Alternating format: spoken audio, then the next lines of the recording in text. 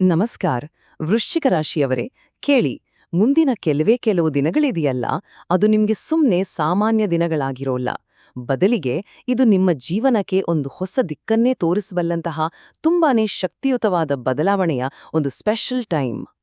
ಹೌದು, ನಿಮ್ಮ ಹಣೆಬರಹ ಇದೆಯಲ್ಲ, ಅದು ಒಂದು ದೊಡ್ಡ ತಿರುವು ಪಡೆಯೋ ಹಂತದಲ್ಲಿದೆ ಅನ್ನೋ ಸಿಗ್ನಲ್ಸ್ ಸಿಗ್ತಾ ಇದೆ. ಹಾಗಾದ್ರೆ ಆ ಒಂದು ನಿರ್ಣಾಯಕ ಸಮಯ ಯಾವುದು? ನಿಮ್ಮ ಲೈಫ್ನಲ್ಲಿ ಏನೆಲ್ಲ ಚೇಂಜಸ್ ಆಗ್ಬೋದು? ಬನ್ನಿ ಡೀಟೇಲ್ ಆಗಿ ನೋಡೋಣ. ಮೊದಲಿಗೆ ನಿಮ್ಮ ಕ್ಯಾಲೆಂಡರ್ನಲ್ಲಿ ಈ 3 ಡೇಟ್ಸ್ನ ಮಾರ್ಕ್ ಮಾಡಿಟ್ಕೊಳ್ಳಿ. ಯಾವ್ದು ಗೊತ್ತಾ? ಏಪ್ರಿಲ್ 19, 20 ಮತ್ತು 21. ಯಾಕಂದ್ರೆ ಈ 3 ದಿನಗಳು ನಿಮ್ಮ ಭವಿಷ್ಯದ ದೃಷ್ಟಿಯಿಂದ ತುಂಬಾನೇ ಇಂಪಾರ್ಟೆಂಟ್ ರೋಲ್ ಪ್ಲೇ ಮಾಡ್ಲಿವೆ.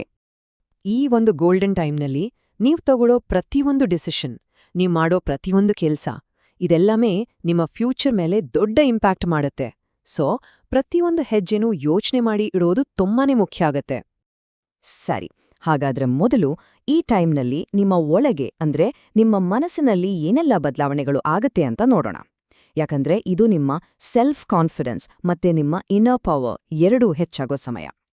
ಇಲ್ಲಿವರೆಗೂ ನೀವು ಪಟ್ಟಿರೋ ಕಷ್ಟ, ಅನುಭವಗಳು, ನಿಮ್ಮ ಮನಸ್ಸಲ್ಲಿದ್ದ ಡೌಟ್ಸ್ ಇದೆಯಲ್ಲ, ಅದೆಲ್ಲವೂ ಈಗ ನಿಮ್ಗೆ ಒಂದೊಂದು ಪಾಠ ಕಲಿಸತ್ತೆ. ಇದರಿಂದ ನಿಮ್ಗೆ ಒಂದು ಸ್ಟೆಬಿಲಿಟಿ ಸಿಗತ್ತೆ. ಅಷ್ಟೇ ಅಲ್ಲ, ಲೈಫ್ನ ಒಂದು ಹೊಸ ಪರ್ಸ್ಪೆಕ್ಟಿವ್ನಲ್ಲೇ ನೋಡಕ್ ಶುರು ಮಾಡ್ತೀರಾ. ಆದ್ರೆ ಇಲ್ಲೊಂದು ತುಂಬಾನೇ ಇಂಪಾರ್ಟೆಂಟ್ ವಿಷಯ ಇದೆ, ಅದನ್ನ ಗಮನಿಸಲೇಬೇಕು. ಆತ್ಮವಿಶ್ವಾಸ ಹೆಚ್ಚಾಗೋದು ಒಳ್ಳೇದೇ, ಆದ್ರೆ ಅದು ಅಹಂಕಾರ ಆಗಬಾರ್ದು. ನೋಡಿ, ಆತ್ಮವಿಶ್ವಾಸ ಅಂದ್ರೆ ನಿಮ್ಮ ಡಿಸಿಷನ್ ಮೇಲೆ ನಿಂಗೆ ನಂಬಿಕೆ ಇರೋದು. ಇದು ನಿಮ್ಗೆ ಒಂದು ಕ್ಲಾರಿಟಿ ಕೊಡುತ್ತೆ. ಆದ್ರೆ ಅಹಂಕಾರ ಅಂದ್ರೇನು? ಬೇರೆಯವರ ಮಾತನ್ನ ಪೂರ್ತಿಯಾಗಿ ತಳ್ಳಿ ಹಾಕೋದು. ಇದು ನಿಮ್ಮನ್ನ ನಿಮ್ಮ ಪ್ರೀತಿ ಪಾತ್ರದ್ರಿಂದಲೇ ದೂರ ಮಾಡುತ್ತೆ. ಸೊ ಈ ಬ್ಯಾಲೆನ್ಸ್ನ ಮೇಂಟೈನ್ ಮಾಡೋದು ತುಂಬಾನೇ ಮುಖ್ಯ. ಹಾಗಾದ್ರೆ ಈ ಎನರ್ಜಿನ ಪಾಸಿಟಿವ್ ಆಗಿ ಹೇಗ್ ಬಳಸ್ಕೊಳ್ಳೋದು? ಅದಕ್ಕೆ ಇಲ್ಲಿದೆ 3 ಸಿಂಪಲ್ ಪರಿಹಾರಗಳು. ಮೊದಲನೇದಾಗಿ, ಮನಸ್ಸಿನ ಶಾಂತಿಗಾಗಿ ಶಿವನ ಪೂಜೆ ಮಾಡಿ. ಎರಡನೇದಾಗಿ, ಮಂಗಳವಾರದ ದಿನ ಉಪವಾಸ ಇದ್ರೆ ಒಳ್ಳೇದು. ಮತ್ತೆ ಮೂರನೇದಾಗಿ, ನಿಮ್ಮ ಸುತ್ತ ಪಾಸಿಟಿವ್ ಎನರ್ಜಿ ಜಾಸ್ತಿ ಆಗೋಕೆ ಅವಶ್ಯಕತೆ ಇರೋರ್ಗೆ ದಾನ ಮಾಡಿ. ಓಕೆ, ಈಗ ವೃತ್ತಿ ಮತ್ತೆ ಹಣಕಾಸಿನ ವಿಚಾರಕ್ಕೆ ಬರೋಣ. ಅಂದ್ರೆ ನಿಮ್ಮ ಕೆರಿಯರ್ ಮತ್ತೆ ಫೈನಾನ್ಸ್ನಲ್ಲಿ ಏನೆಲ್ಲ ಟೆಸ್ಟ್ಗಳು ಬರಬಹುದು, ಯಾವೆಲ್ಲ ಅವಕಾಶಗಳು ಸಿಗಬಹುದು ಅಂತ ನೋಡೋಣ ಬನ್ನಿ. ಹಣಕಾಸಿನ ವಿಷಯಕ್ಕೆ ಬಂದ್ರೆ ಇದೊಂಥರ ಕಾಯಿನ್ನ 2 ಮುಖ ಇದ್ದಾಗೆ. ಒಂದ್ ಕಡೆ ನಿಮ್ಗೆ ಬರ್ಬೇಕಿದ್ದ ಹಣ, ಹಳೇ ಸಾಲ ಎಲ್ಲ ವಾಪಸ್ ಬಂದು ದುಡ್ಡಿನ ಹರಿವು ಜಾಸ್ತಿ ಆಗತ್ತೆ. ಆದ್ರೆ ಇನ್ನೊಂದ್ ಕಡೆ ಅಷ್ಟೇ ಸಡನ್ನಾಗಿ ಅನಿರೀಕ್ಷಿತ ಖರ್ಚುಗಳು ಕೂಡ ಬಂದ್ಬಿಡುತ್ತೆ. ಸೊ ಬಜೆಟ್ ಪ್ಲಾನ್ ಮಾಡ್ಕೊಂಡು ಹುಷಾರಾಗಿ ಖರ್ಚು ಮಾಡ್ಬೇಕಾಗತ್ತೆ.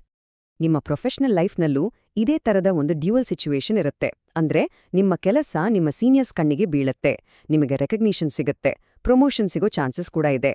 ಆದ್ರೆ ಅದೇ ಟೈಮ್ನಲ್ಲಿ ವರ್ಕ್ ಪ್ರೆಷರ್, ಸ್ಟ್ರೆಸ್ ಕೂಡ ಜಾಸ್ತಿ ಆಗತ್ತೆ. ಒಂದು ಸಣ್ಣ ತಪ್ಪು ಮಾಡಿದ್ರೂ ಅದರ ಇಂಪ್ಯಾಕ್ಟ್ ದೊಡ್ಡದಾಗಿರುತ್ತೆ. ಸೊ ಇದು ಅವಕಾಶನೂ ಹೌದು, ಸವಾಲ್ನೂ ಹೌದು. ಸರಿ, ಹಾಗಾದ್ರೆ ಬಿಸ್ನೆಸ್ ಮಾಡೋರು ಮತ್ತೆ ಜಾಬ್ ಮಾಡೋರು ಕೆಲವೊಂದು ಪಾಯಿಂಟ್ಸ್ನ ತಲೆಲಿಟ್ಕೋಬೇಕು. ಮೊದಲನೇದಾಗಿ, ಏನಾದ್ರೂ ಹೊಸ ಬಿಸ್ನೆಸ್ ಆಫರ್ ಬಂದ್ರೆ ಅದನ್ನ ಸರಿಯಾಗಿ ಪರಿಶೀಲನೆ ಮಾಡ್ದೇ ಒಪ್ಕೋಬೇಡಿ, ಯಾಕಂದ್ರೆ ಮೋಸ ಹೋಗೋ ಚಾನ್ಸಸ್ ಇರುತ್ತೆ. ಎರಡನೇದು, ಹೊಸ ಕಸ್ಟಮರ್ಸ್ ಹಿಂದೆ ಹೋಗೋ ಬದಲು ಇರೋ ಹಳೆ ಕಸ್ಟಮರ್ಸ್ನ ಉಳಿಸ್ಕೊಳ್ಳೋ ಕಡೆ ಹೆಚ್ಚು ಗಮನ ಕೊಡಿ. ಪೇಮೆಂಟ್ ಸ್ವಲ್ಪ ಲೇಟ್ ಆಗ್ಬೋದು, ಸೊ ಕ್ಯಾಶ್ ಫ್ಲೋ ಬಗ್ಗೆ ಒಂದು ಕಣ್ಣಿಡಿ. ಕೊನೆದಾಗಿ, ನಿಮ್ ಜೊತೆ ಕೆಲ್ಸ ಮಾಡೋರ್ ಜೊತೆ ಮಾತಾಡೋವಾಗ ಮಿಸ್ಅಂಡರ್ಸ್ಟ್ಯಾಂಡಿಂಗ್ ಆಗದ ಹಾಗೆ ಕ್ಲಿಯರ್ ಆಗಿ ಮಾತಾಡಿ. ಸರಿ, ಈಗ ರಿಲೇಶನ್ಶಿಪ್ಸ್ ಕಡೆ ಬರೋಣ. ನಿಮ್ಮ ಪರ್ಸನಲ್ ಸಂಬಂಧಗಳು ಮತ್ತು ಆರೋಗ್ಯದ ಮೇಲೆ ಈ ಸಮಯ ಯಾವ ರೀತಿ ಪರಿಣಾಮ ಬೀರುತ್ತೆ ಅಂತ ನೋಡೋಣ. ಈ ಸಮಯದಲ್ಲಿ ಲವ್ ಲೈಫ್ ಆಗಿರ್ಲಿ ಅಥವಾ ಫ್ಯಾಮಿಲಿ ಲೈಫ್ ಆಗಿರ್ಲಿ, ಎಮೋಷನ್ಸ್ ತುಂಬಾನೇ ಹೈ ಇರತ್ತೆ. ಚಿಕ್ಕ ಸಮಸ್ಯೆನೂ ದೊಡ್ಡದಾಗಿ ಕಾಣಿಸಬಹುದು. ಇದು ನಿಮ್ಮ ಸಂಬಂಧಗಳ ತಾಳ್ಮೆನ ಪರೀಕ್ಷೆ ಮಾಡೋ ಒಂದು ಟೈಮ್ ಅಂತಾನೂ ಹೇಳ್ಬಹುದು. ಹಾಗಾದ್ರೆ ಈ ಎಮೋಷನಲ್ ಅಪ್ಸ್ ಅಂಡ್ ಡೌನ್ಸ್ನ ಹೇಗೆ ಮ್ಯಾನೇಜ್ ಮಾಡೋದು? ಅದಕ್ಕೆ ಇಲ್ಲಿದೆ ಕೆಲವು ಟಿಪ್ಸ್. ನಿಮ್ಮ ಪಾರ್ಟ್ನರ್ ಜೊತೆ ಓಪನ್ ಆಗಿ ಮಾತಾಡಿ, ಯಾವುದೇ ಡೌಟ್ಸ್ಗೆ ಜಾಗ ಕೊಡಬೇಡಿ. ಫ್ಯಾಮಿಲಿ ಮೆಂಬರ್ಸ್ ಜೊತೆ ಪ್ರೀತಿಯಿಂದ, ಕೇರ್ನಿಂದ ಮಾತಾಡಿ. ಮೆಂಟಲ್ ಸ್ಟ್ರೆಸ್ನಿಂದ ನಿದ್ದೆ ಸರಿಯಾಗಿ ಬರ್ದೇ ಇರ್ಬೋದು, ಸೊ ರೆಸ್ಟ್ ಮಾಡೋದು ತುಂಬಾನೇ ಇಂಪಾರ್ಟೆಂಟ್. ತಲೆನೋವು, ಸುಸ್ತು ಅಂತ ಸಣ್ಣಪುಟ್ಟ ಆರೋಗ್ಯ ಸಮಸ್ಯೆಗಳನ್ನ ನೆಗ್ಲೆಕ್ಟ್ ಮಾಡಬೇಡಿ. ಆಮೇಲೆ ಹೊರಗಡೆ ತಿನ್ನೋದಕ್ಕಿಂತ ಮನೆ ಊಟನೇ ಬೆಸ್ಟ್. ಸರಿ, ಈಗ ನಾವು ಕೊನೆಯ ಭಾಗಕ್ಕೆ ಬಂದಿದ್ದೇವೆ. ಈ ಇಡೀ ವಿಶ್ಲೇಷಣೆಯ ಪ್ರಮುಖ ಸಂದೇಶ ಏನ್ ಗೊತ್ತಾ? ಇದು ಕೇವಲ ಲಕ್ನ ನಂಬ್ಕೊಂಡು ಕೂರುವ ಸಮಯ ಅಲ್ಲ, ಬದಲಿಗೆ ಆಕ್ಟಿವ್ ಆಗಿ ನಿಮ್ಮ ಫ್ಯೂಚರ್ನ ನೀವೇ ರೂಪಿಸ್ಕೊಳ್ಳುವಂಥ ಸಮಯ. ಒಂದು ವಿಷಯ ನೆನಪಿನಲ್ಲಿಟ್ಕೊಳ್ಳಿ, ಅದೃಷ್ಟ ಅನ್ನೋದು ನಿಮ್ಗೆ ಒಂದು ಅವಕಾಶದ ಬಾಗಿಲನ್ನ ಮಾತ್ರ ತೆಗೆದುಕೊಡುತ್ತೆ, ಅಷ್ಟೇ.